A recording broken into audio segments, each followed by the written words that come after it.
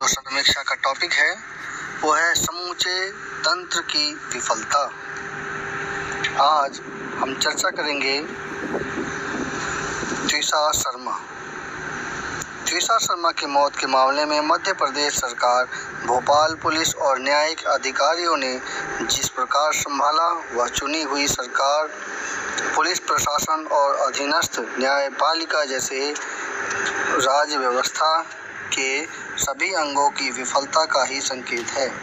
अगर मीडिया ने दखल ना दिया होता तो इन सभी अंगों के बीच की साठगांठ समूचे तंत्र में नागरिकों के भरोसे को पूरी तरह नष्ट कर चुकी होती। स्वतंत्रता के 80 साल बाद भी तंत्र के एक ऐसे पतन का साक्षी बनना बेहद शर्मनाक है।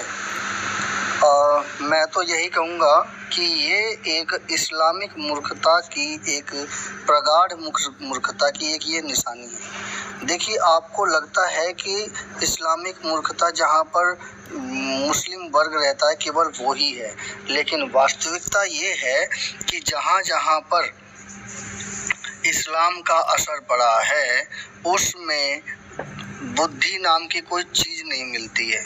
अब सोचिए, एक समाज जिसमें सरकार में पुलिस प्रशासन भी है, अधीनस्थ न्यायपालिका भी हैं और सारे राज्य व्यवस्था के सभी लोग भी हैं, लेकिन वो प्रशासन किस प्रकार से काम कर रहा है कि वो इस प्रकार के मिस्टेक कर रहा है कि दूर बैठा कोई मीडिया का आदमी जिसका इससे कोई वास्ता नहीं है, वो आकर के इनकी सभी कमियों को ढूंढ रहा है और वो बता रहा है। अब देखिए, इसे ही कहते हैं समाज की इस्लामिक मूर्खता। सोचिए, एक समाज किस प्रकार से इस्लामिक मूर्खता से ग्रसित है। आज हम इसी पर चर्चा करेंगे। ये जो बात है इसमें खास करके स्त्री वर्ग तो पूरी तरह से प्रभावित है।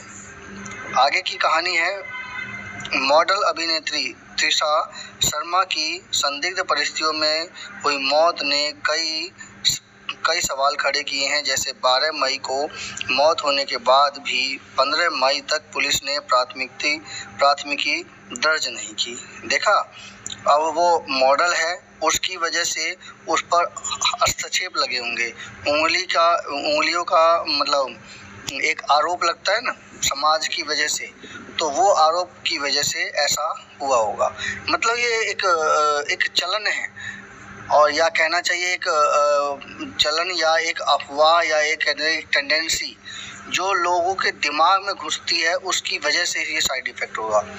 अरे त्विषा शर्मा चाहे कैसी भी हो, तुम्हें उससे क्या मतलब है? तुम्हें अपने FIR दर्ज करने से मतलब होना चाहिए। त्विषा की सास गिरिवाला सिंह सेवानिवृत्त जज तो पति समर्थ सिंह अधिवक्ता हैं।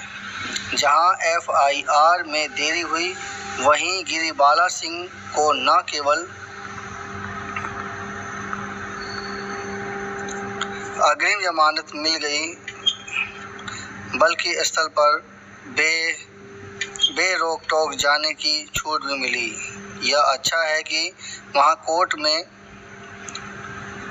जमानत खारिज हो गई और उन्हें गिरफ्तार कर लिया गया। उससे पहले उनके पास इतनी गुंजाइश नहीं रही कि वे तमाम साक्ष्यों से अपनी सुविधा से देख सकें। उन्होंने पुलिस और न्यायिक तंत्र से जुड़े विभिन्न पदाधिकारियों को फ़ोन कॉल भी किए, जिनमें लोकायुक्त, DG रैंक के पुलिस अधिकारी और एक जिला जज भी शामिल रहा। शायद ही कोई ऐसा दूसरा मामला ध्यान में आए जहां न्यायाधीश ने मामले से जुड़े किसी संभावित आरोपी को ही साक्ष्यों से छेड़छाड़ की ऐसी खुली छूट प्रदान की हो। समर्थ सिंह भी करीब 10 दिनों तक भूमिगत रहे। जब मीडिया में इस मुद्दे ने ताल पकड़ा तो मुख्यमंत्री त्विषा के परिवार से मिलने के लिए सहमत हुए और मामले की जांच CBI को सौंप दी। हालांकि यह सब 25 मई तक संभव हो सका।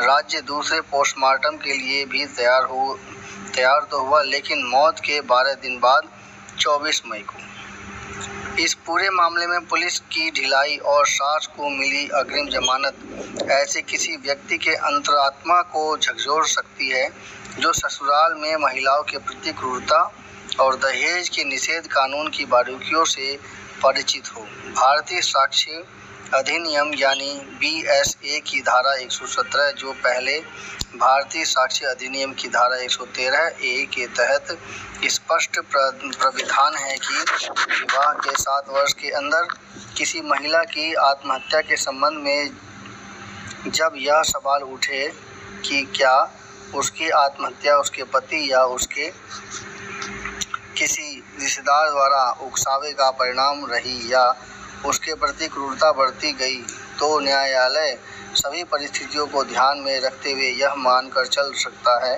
कि आत्महत्या उसके पति या पति के किसी रिश्तेदार द्वारा उकसावे का नतीजा रही।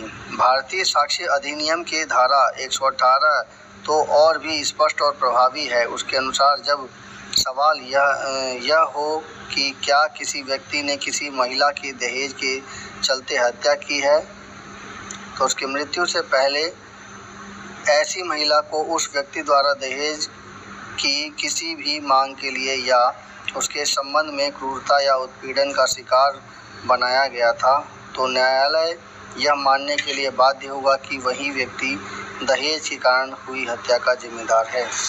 देश में दहेज हत्या के बढ़ते मामलों के कारण ही संसद में कानून में संशोधन किया और 1980 के दशक में इसे और अधिक सख्त बनाया। नव प्रवर्तित भारतीय न्याय संहिता की धारा 85 के अंतर्गत भी पति या पति के रिश्तेदार के लिए 3 साल तक की कारावास का प्राविधान है जो किसी महिला को अपनी क्रूरता का शिकार बनाता है। इसी क्रम में धारा 86 क्रूरता को परिभाषित करती है।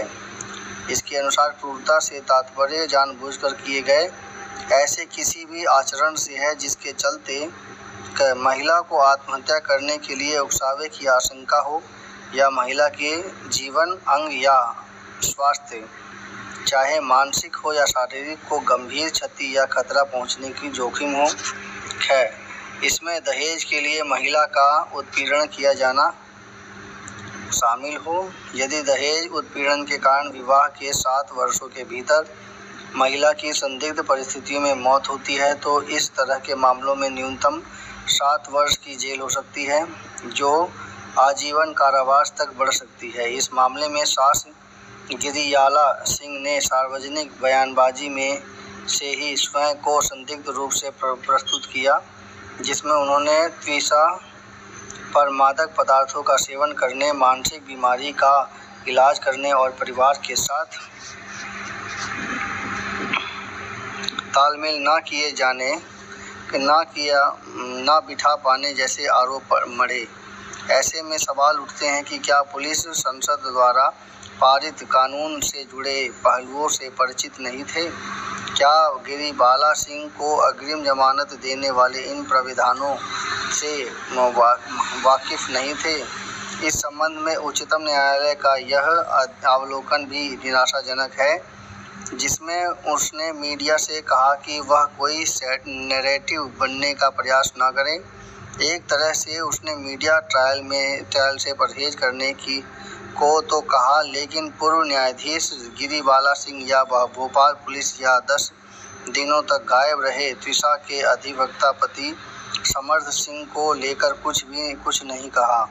अच्छी बात है कि सॉलिसिटर जनरल तुषार मेहता ने जरूर मीडिया की पीठ थपथपाई कि उसके हस्तक्षेप से यह मामला सही दिशा में बढ़ा।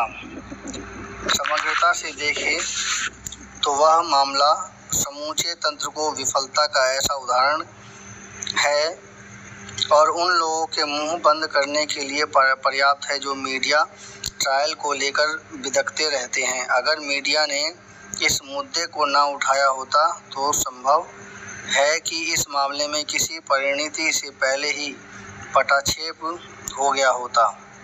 अगर मीडिया के माध्यम से इसका ब्यौरा सामने नहीं आता तो क्या उच्चतम न्यायालय को इस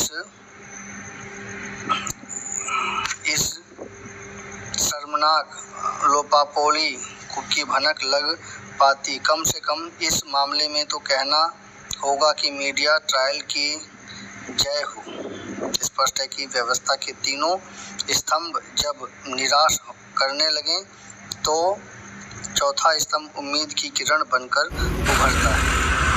समीक्षा कैसी लगी? कृपया कमेंट कीजिए, चैनल को सब्सक्राइब कीजिए। धन्यवाद।